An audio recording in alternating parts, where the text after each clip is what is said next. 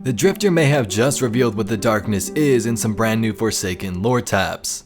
While this info doesn't confirm it's the darkness directly, it does match up with other lore sources from the past and gives us a pretty good glimpse of what we may see in the Joker's Wild release in the spring. So given all that information, let's talk about what the Gambit vendor may be hiding behind the scenes. But the Traveler had an enemy. A darkness which had hunted it for eons across the black gulfs of space. Centuries after our golden age began, this darkness found us. And that was the end of everything. But it was also a beginning. Alright Guardians, so with update 2.0 that came out on Tuesday, there's been a bunch of leaked stuff within the API, and this includes lore tabs, weapons, new exotics, returning exotics, and a ton more. Now in today's video we're going to be focusing on some of the Gambit lore tabs and what the vendor himself, the Drifter, has to say about the darkness and why he's running this Gambit event in the first place. So I'm going to read some of these lore tabs as pretty much like a story of what happened to him and his team that went to this certain planet, and then we'll discuss all of that afterwards. Now this may be a little bit, but just sit back, relax, it's a really interesting story, and you're definitely going to want to know more, so let's get right into it. I had a crew once, my best friends, which isn't saying much, trust me. They're all dead now, almost to a man. So what does that mean for all you little Guardians out there who are my new best friends? Don't think about that one too hard. So there we were on that cold hunk of ice with no name, just me and my crew, everything peachy keen. We discovered some kind of alien monolith, a facility left by the inhabitants of the planet long gone by then. But trapped inside was a creature in a cage of some sort, just frozen in the ice. An exhibit? Was it some kind of zoo? Still not sure to this day. We should have brought a scientist. All we had were, well, guys who thought they looked tough in dark colors. During our long stay on the planet, we found many of these monoliths, each had their own captured creature. Anyway, this thing, the creature, looked like it shared common bioenergetics with the Hive, but there were no records then or since that I've ever seen humanity's encounters with them. And the creature had a property the Hive did not have. It produced a field that repressed light, like a darkness zone, but contained a gooey, vacuous form with no head. The anti-light fields we had detected from orbit that spread across the planet, it was these things. Our ship scanners indicated thousands of them were already on the planet with us. We were ecstatic. In hindsight, we could have done with a few less of them. My crew and I quickly learned that these creatures in the Monolith facilities were not the only ones on that damn rock. Plenty of them roaming out there in the wild, where it was cold, but less cold than the frozen cages with the monoliths. How'd we find out? Well, one of us died in our sleep. Not that uncommon or tragic actually, happened a lot because it's cold out there. Except this time, that fella's ghost couldn't resurrect him. Turns out one of those creatures just slithered by, and close proximity to it from inside our shelter just silenced that poor bastard's light. It was unfortunate, but it also lit a fire under us. The next morning, we realized we had a potential weapon on our hands that could change everything in the battles of light versus light. We knew we had to find a way to get these creatures off our icy home, and we needed to find it fast. Despite our breakthrough, tensions were a little high. Some of us thought it was awfully convenient the creature wandered by and happened to take out only one of us, and so soon after we realized their value. I mentioned tension was high among the crew in the last one, right? That's what I thought. Well, it got worse. Another one of us died in the same exact way, even after we took up residence on one of the monoliths. Idiot just froze to death, his ghost too whacked out by the light repression to do anything about it. Died in his sleep. The others were not happy about it. I was not happy about it. We had been looking for a way to contain the creatures. The monoliths seemed to have some kind of freeze tech, if you could call it technology, that we could use if we could only replicate it. I'm a pretty savvy mechanic, but we just couldn't figure it out. We started to blame each other, and someone must have lured one of those things near the crew quarters. To this day, I still don't know for sure. Why kill just one of us? For what? It was more plausible that the creatures did it knowingly, a punishment for our intrusion, but there was no malice there that we could detect, only biology. We were at our wits' end. A year on the planet, and we were completely unable to capture or tame the creatures that had become our sole objective. They were our bane. Our ship had long been rendered useless by the extreme cold. We had all died 100,000 times over to the cold. I know you've been in the Crucible, played Gambit. This was worse, much worse. Anyway, 4 of us were left. We were raving psychos at this point. Only the 4 of us and the howling wind and icy slopes for company. The occasional scurrying, vacuous creature to argue about.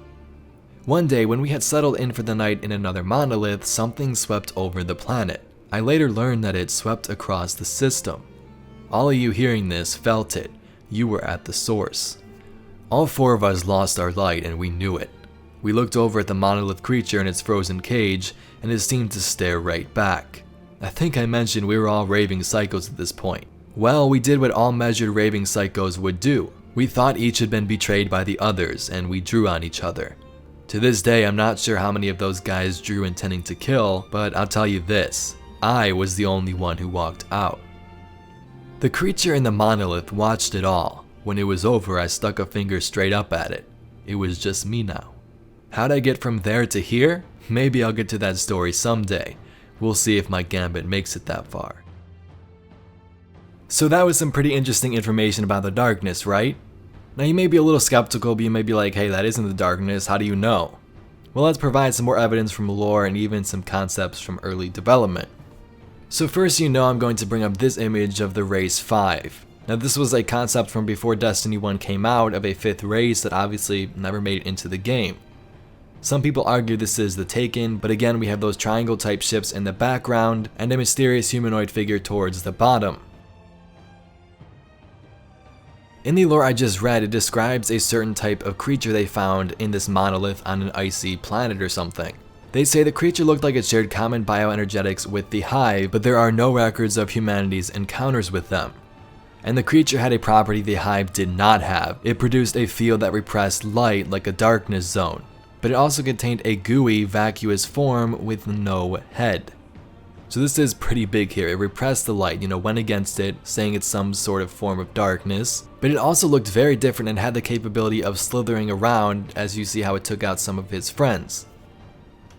So not sure if the race concept really does it for you. Again, that was very early in Destiny 1's development, could have changed overall. But let's next move on to Cayde's journal. So Cayde's journal came out, I believe, in The Taken King and detailed a bunch of his secrets and explorations, and even his journey of becoming an Exo. Now in one of these he's contracted to try and take out a Hive target, but something goes completely wrong. Here's what it says. There's no bounty, no Hive, I'm out in plain sight. Sky is torn open and there's nothing and nobody left in this ruined world but me and the boiling shadows all around me. Whatever it is hits me before I can level my gun. Doesn't matter. Tendrils of pain crawl over my splayed fingers, my outstretched arms, my shoulders, my neck, my screaming mouth as it consumes. Everything is wrong, primordial. My systems go sideways, all but my sensors. It wants me to witness this, the world.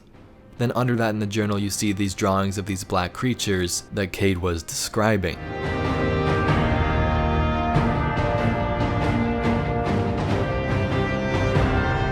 Now this is huge because Cayde describes it as tendrils of pain crawling over my splayed fingers and, the rest of his body.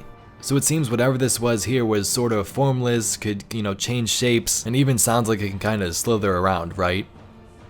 Now this gets even more crazy when you take a look at some of the Destiny 2 concept art for the Dreaming cutscene.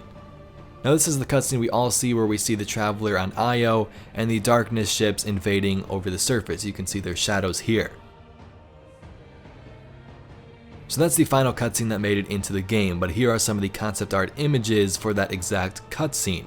You can see, the biggest one right here, the ship crashing into the Traveler, humans being drowned in this black liquid, and most important of all, these tendrils consuming this ghost.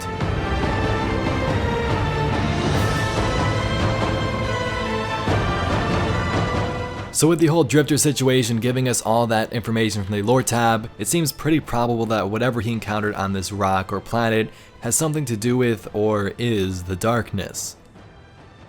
So this is pretty interesting given all the descriptions of the darkness we've had in both Destiny 1 and 2.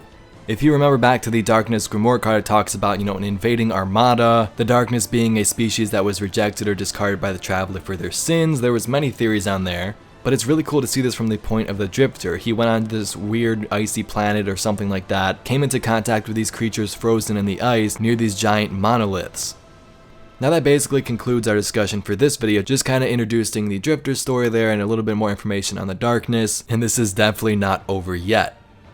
But the most interesting thing here has to be the Drifter, because we know in the spring we're going to get the Joker's Wild, which is part of the annual pass, and it's going to involve the Drifter himself and give us more look into his backstory and what's possibly inside the giant rock he's hauling behind his ship.